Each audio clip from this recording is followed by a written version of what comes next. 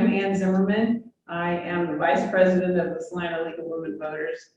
And we are a not-for-profit, nonpartisan organization that promotes civic engagement and urges voter registration and voter participation. We also study issues to reach consensus on major issues to be able to lobby our legislators and government officials on positions that we reach consensus on. I should add that we are open to both men and women despite our name. Since the 1970s, we've welcomed men as members of the League of Women Voters. We began in 1920 when women, about the same time that women got the vote in the United States. So we are over 100 years old now. We are at our first lunch and learn during the pandemic where we have actually been here in person. We are also on Zoom, and the panelists and I are all vaccinated, so we are not masking today. And we welcome everybody who's online watching by Zoom, and we hope to open it for questions a little later. The reason we're having this panel is that we have a statewide study going on to study juvenile justice and to arrive at a position on juvenile justice for the State League of Women Voters so that we can speak with our legislators on this issue. We have a position that was arrived at over 20 years ago on juvenile justice, and we need to update it from across the state.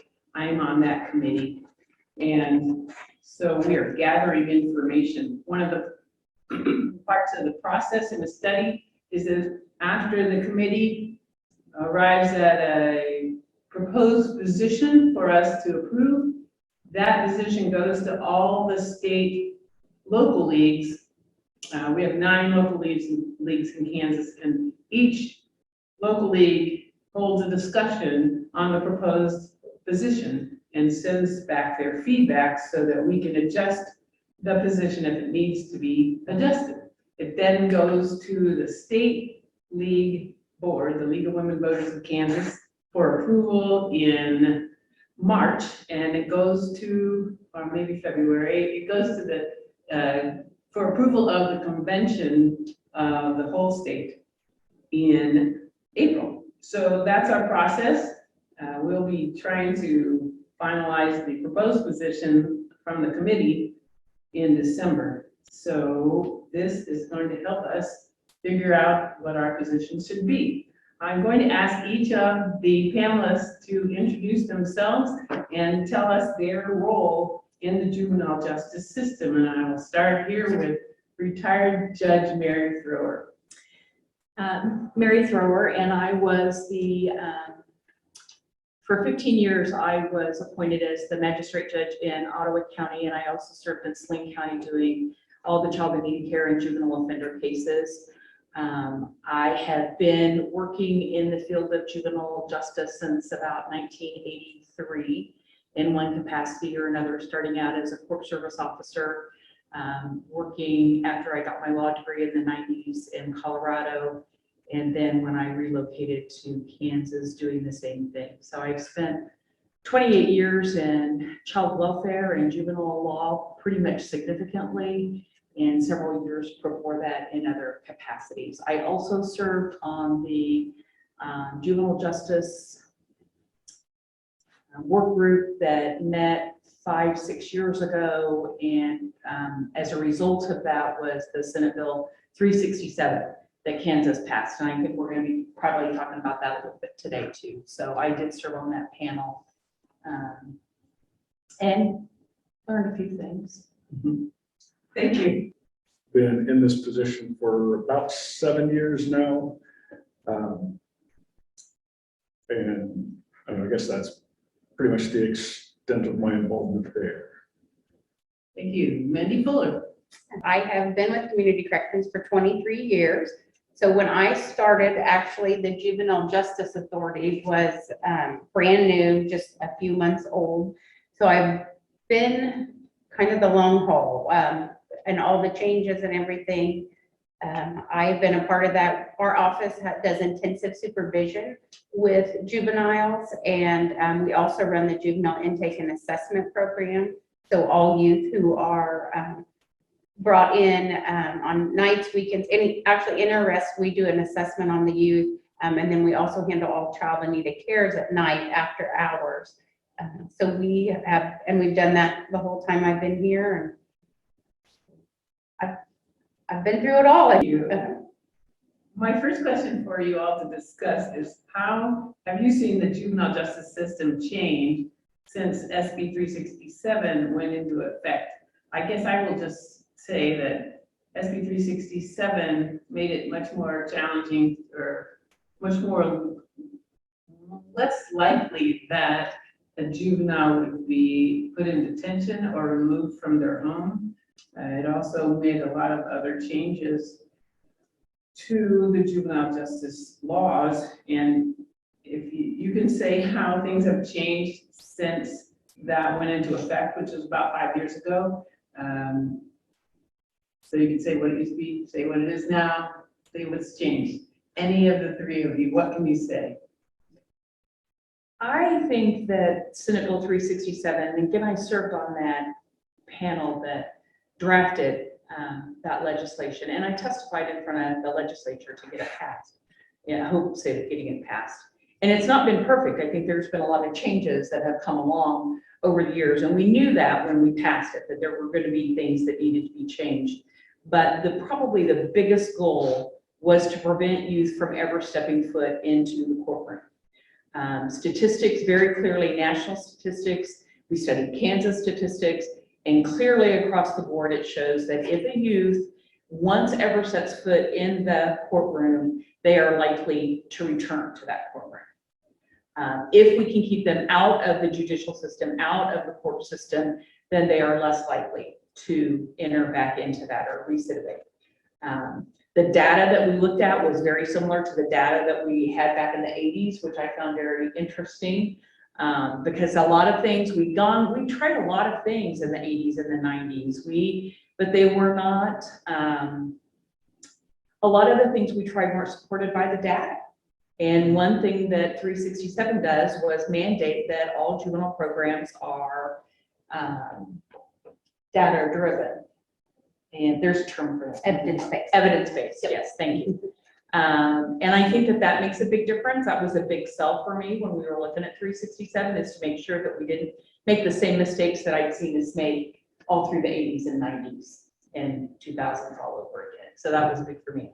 The immediate intervention program, and Mindy didn't talk about that earlier, but they do run that over at Community Corrections. And I think that has been a huge part of the success, especially for those of us here in the 28th Judicial District.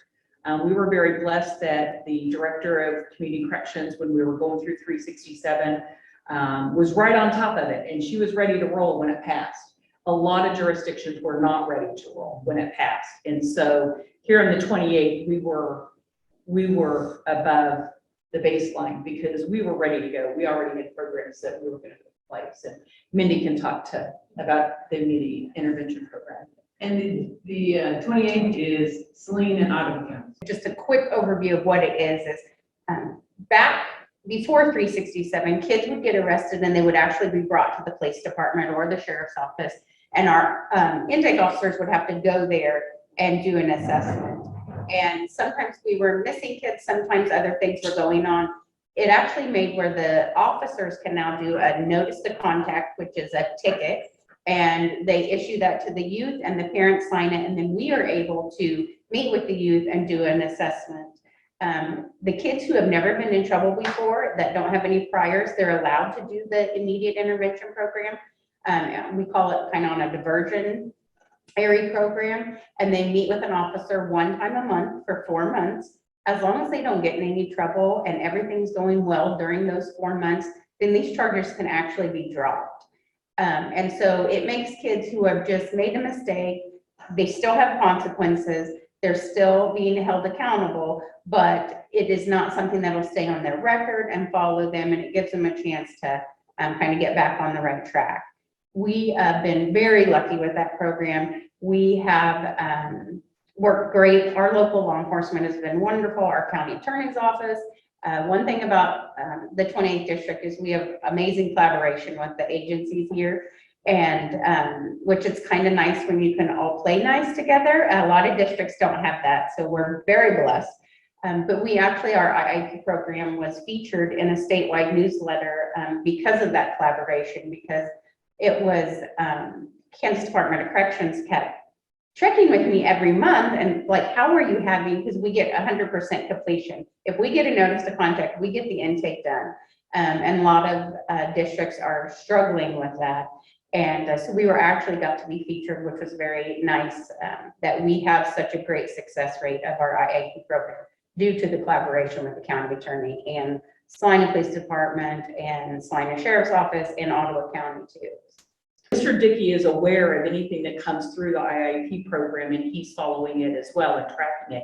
And while they do meet with their officer once a month, there's a lot of other things that that program is doing. They're helping them find mental health services that they needed. They're helping them find drug and alcohol services that they needed. They're helping the family find services if the whole family needs it. And so that youth is not just checking in once a month and making sure they don't do something stupid again. They're actually providing, the agency is helping them tap into all of the local services that can help that youth and that family be successful. What that really means for me is a reduction in the number of kids, as Judge Storer said, if they don't come into the courtroom in the first place, then we don't see the recidivism. And all of those cases that go to IIP, that completely keeps children from having to come into the courtroom.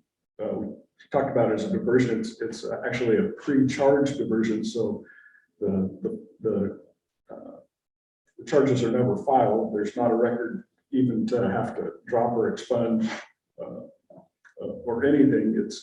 It comes across my desk. I look at it. If it qualifies for the program, then I send it on to Mindy, and they take care of it. And from that point, it's pretty much invisible to me, which is exactly what we're looking to have happen. It's all about preventive dollars, and I think that that was a big push with 367. Is previously all we'd ever had was intervention dollars from the state. And so what the state found during that process is that we were spending so much money on youth that were placed in out-of-home services, whether it be in foster care of some sort or whether it be in detention centers. So kids with minor misdemeanor, thefts were being placed in detention centers and held there for months at a time where they were getting no services. So this really allows that youth to be able to be in the community, remain at home, get the services in place that they need, prevent Nathan from having to file those cases, which is what we all want to see, because once you have that on your record, even if it's just an arrest and with the notice to appear, notice to contact, they're not even showing up as an arrest. So they're not formally entering into law enforcement situations either, which I think is a positive thing. And so that preventive dollar goes a lot further than the intervention does, because by the time you get to intervention, Nathan's already filed that youth 2 or 3 times before they finally get placed on probation. And so this kind of prevents that. That's the goal of it. And just from a kind of a practical numbers perspective, a little bit anecdotal, but I can tell you that before SB 367, I would file pretty much every year in the vicinity of 250 juvenile offender cases. Since we've had SB 367, I mean, this year I'm up to about 120.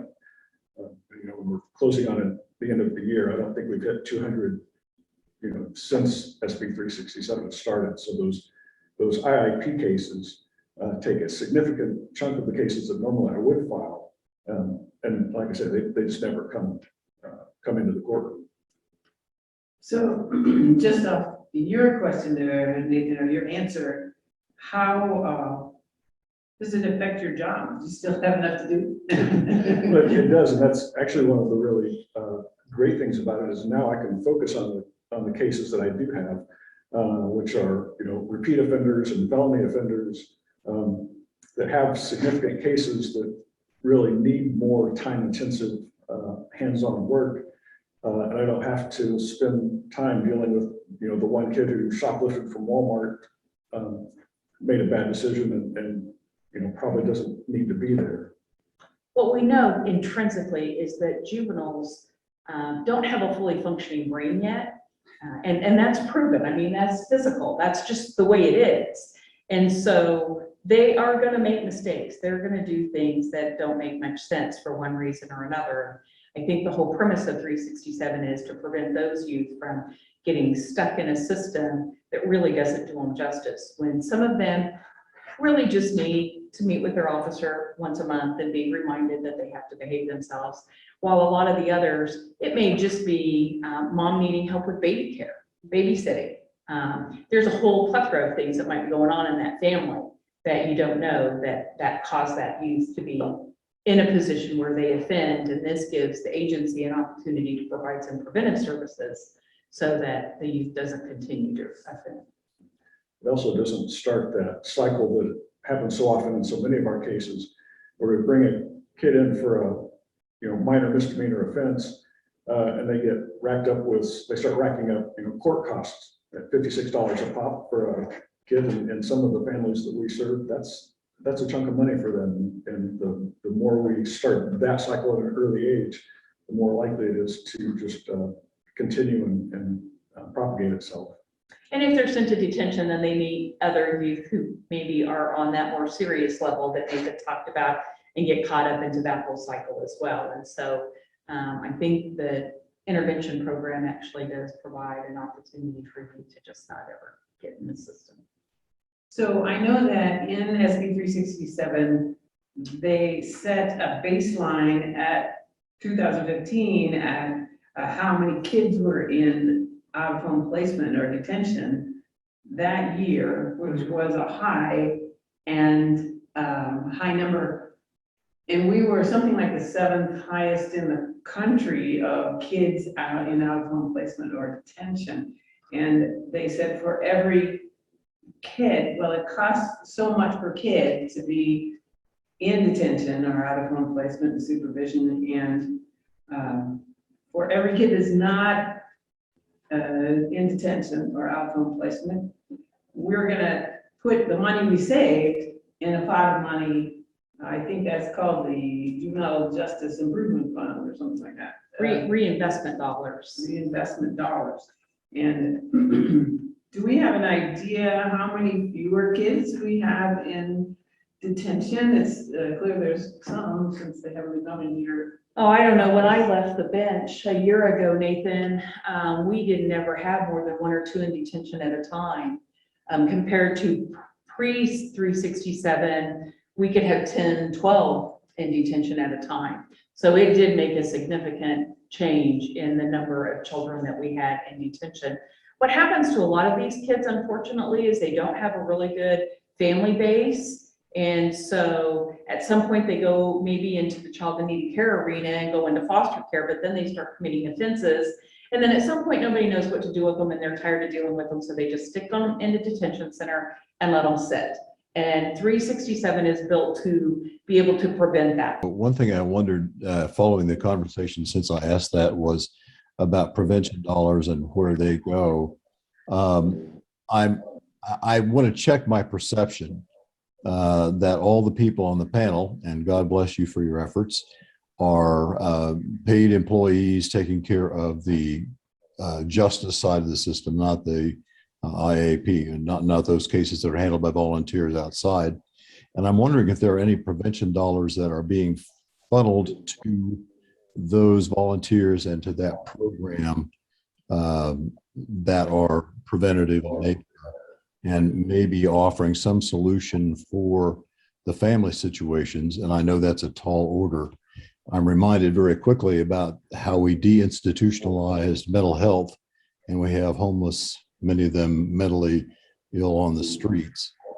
I just wondered about your perceptions in general, and specifically about the prevention dollars, where they go.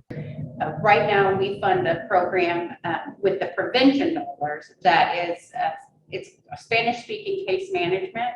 We noticed that a lot of our Spanish-speaking clients were kind of left out of the court proceedings when they weren't able to speak English. And so we actually have a case manager that can be at court and help those families. And then they also do case management through CAPS with those families.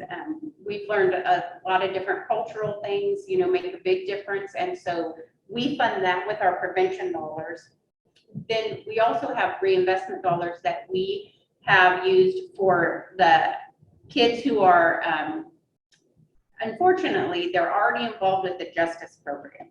And that is one of the things that we are fighting with the Kansas Department of Corrections and the state, is that most of the juvenile justice funds that we are eligible to apply for, they have to be a justice involved youth. So that means that they have to have touched the justice system at some point, which means they have to have gotten a charge, an offense. They have to be a misdemeanor or whatever, where we want them to open that up, where we can actually look at those kids who are truant, and that's it, who are having maybe some behavior problems at school, because we feel like if we could touch those kids younger, then we could keep them from ever becoming justice involved youth at all.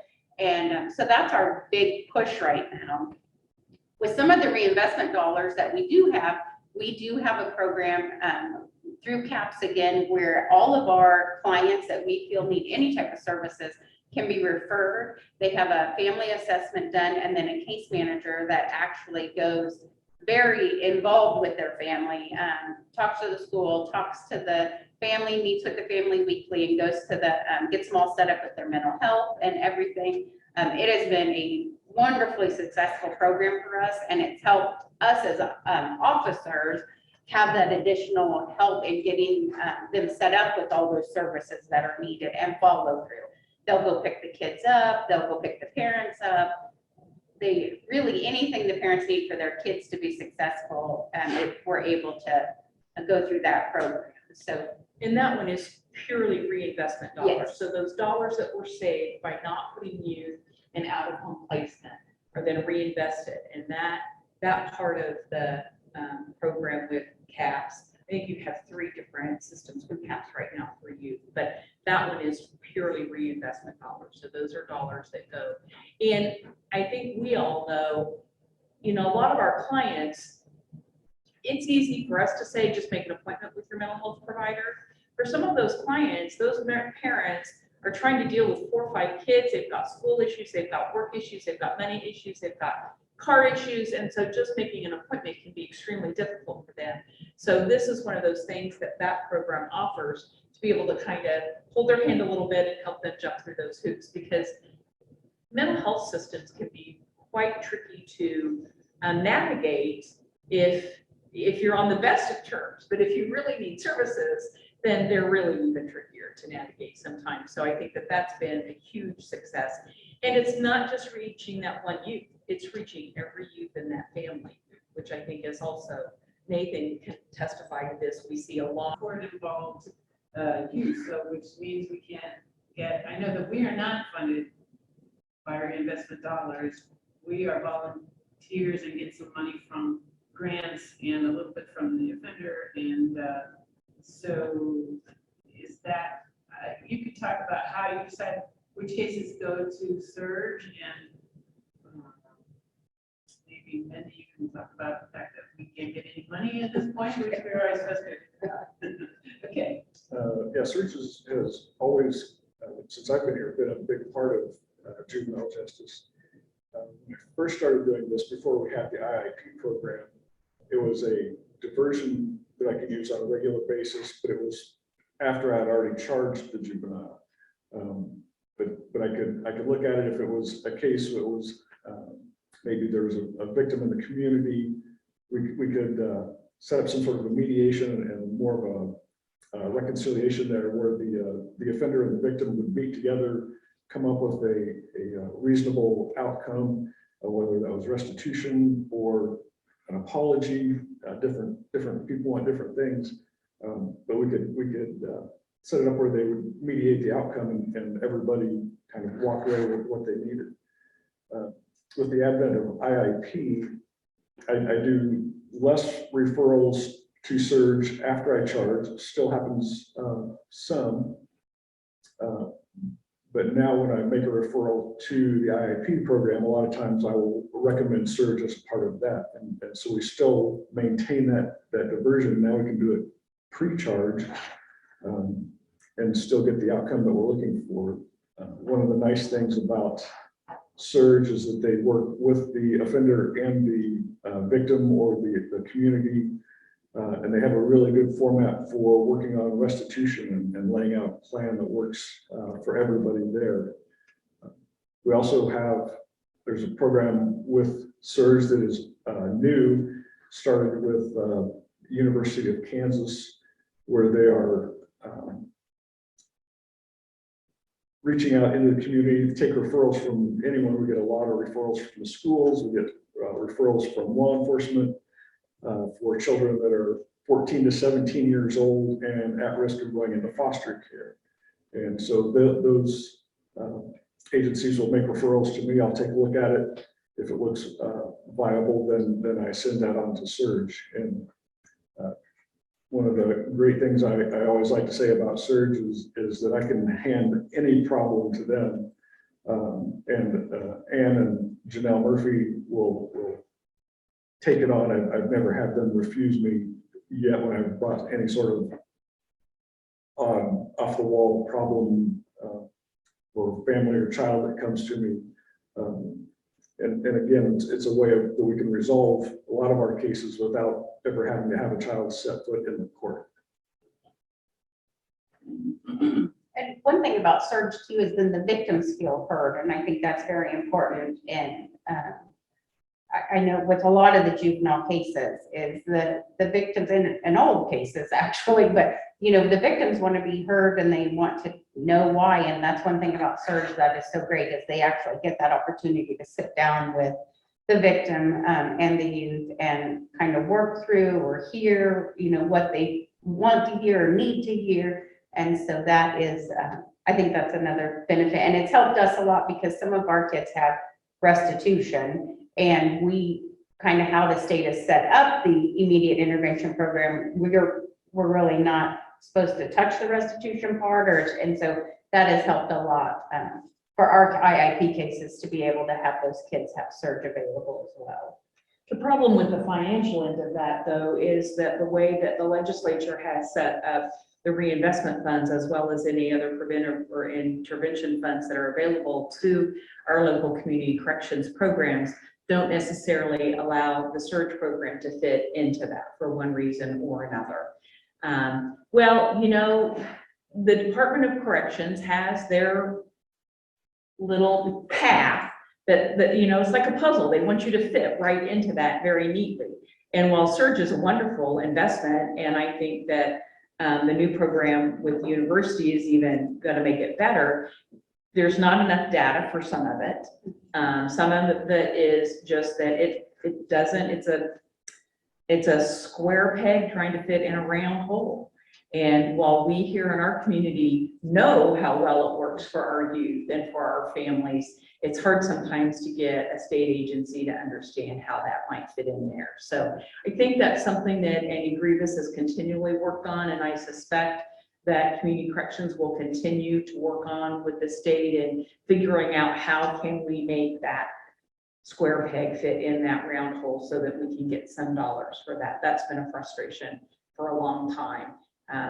And that's because those of us who've worked in the system know how beneficial that is to our families, and appreciate very much the volunteers that we've talked about who are willing to do that for little or no money and even less glory.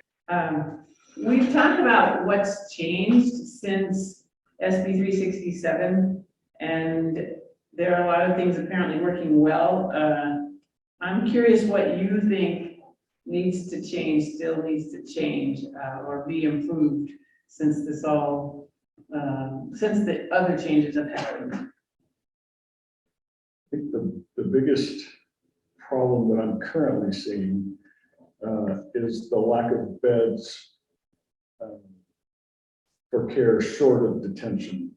One of the issues that we've come up against recently is we have juveniles who are in detention They're also in the foster care system, so they don't have family homes to return to. They may have some degree of violence in their history, and so group homes are not open to receiving them.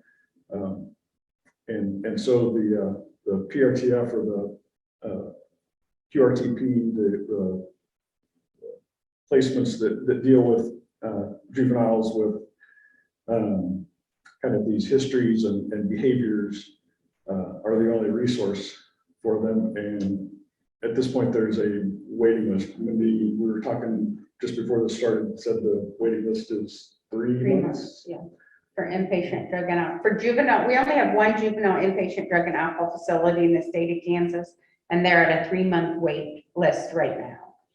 In the PRTF that Nathan talked about, which is a psychiatric residential treatment center, those placements, oftentimes especially the crossover kids, and a crossover kid, I think that's one of the big pieces that's missing, is to get the juvenile justice system talking with the child in need of care Department of Social Services, Human Services system. Those two systems don't meld very well together. They really just want to push the kid off onto the other system. And so those crossover kids can be a real challenge.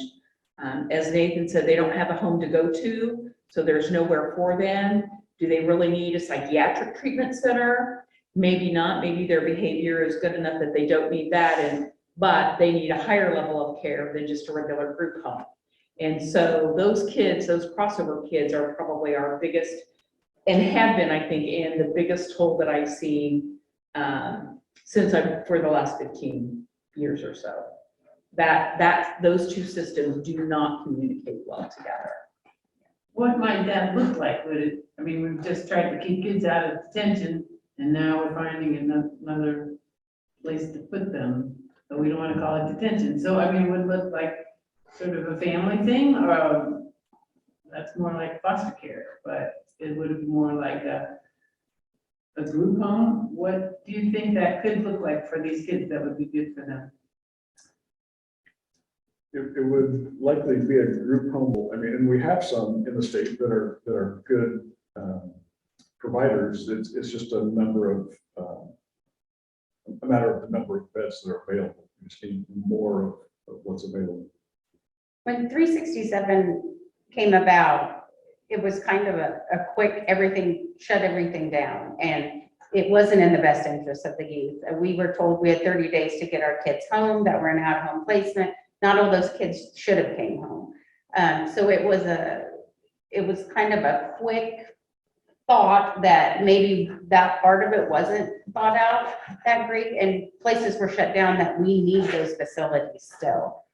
We do have youth that they need to be detained, and it's going to take a while. I have 3 kids in detention right now that 2 of them it was a robbery with a gun, and they're juveniles. And so there is not a safe place for them to be, but we also don't want them sitting in detention for 4 or 5 months waiting on their hearing. And so that's why these facilities, we would have maybe moved them before Senate Bill 367 into a higher structured group home where they were placed there until their hearing. So we are just missing a little bit of those in-between kids, and we don't want them sitting in detention forever. The high-risk kids are difficult as Yes. well. The crossover kids are one thing, but the high-risk violent offenders are another set group of youth that you have to look at community safety as well. And I'd say, Ann, the one other thing that I think is missing across the state of Kansas, and this was something that we looked at with 367, but I've seen it as well, and that is the level of defense attorneys for our youth. Our juvenile offenders do not get the best service when it comes to defense counsel. They're usually contract attorneys who take a high number of cases, and so they sometimes don't meet with their clients outside of court. And so for those difficult kids who have very high level serious offenses, Especially, they probably do not get the level of defense counsel that should be entitled to. And remember, youth are not entitled to bail. They're not entitled to be released from jail by posting a monetary amount. So they don't have that right. They also don't have the right to speedy trial. So oftentimes those youth can sit and languish a long time waiting for a trial. And when you couple that with defense attorneys who are maybe overworked and underpaid to begin with, you have a whole nother set of problems. So I think in my sense, that is another area that should be looked at and worked on to ensure that these youth are really getting the level of defense counsel that they're entitled to, because they don't have those other rights like the adults. A risk assessment on each youth that is placed on community corrections, and it's called YLS CMI, so it's Youthful Level of Service Case Management Inventory. It's a really long name, and it tells us what level to supervise them on. So we have 4 levels. Level 1 and through 4, most of our kids are medium to low risk youth. Every once in a while, we will get a high risk youth, and it just means that their risk factors, which are, oh gosh, if I think about them, their criminal history, their drug and alcohol use, their school, their leisure time, their parenting, and their peers. That's what all the questions are about, and it lets us know where level they are. And so those higher risk kids are from some dysfunctional homes. Their peers may use drugs or alcohol. They may not be doing well in school. And so then we supervise them at a higher level, seeing them more, UAing them more, just having more contact with their officer.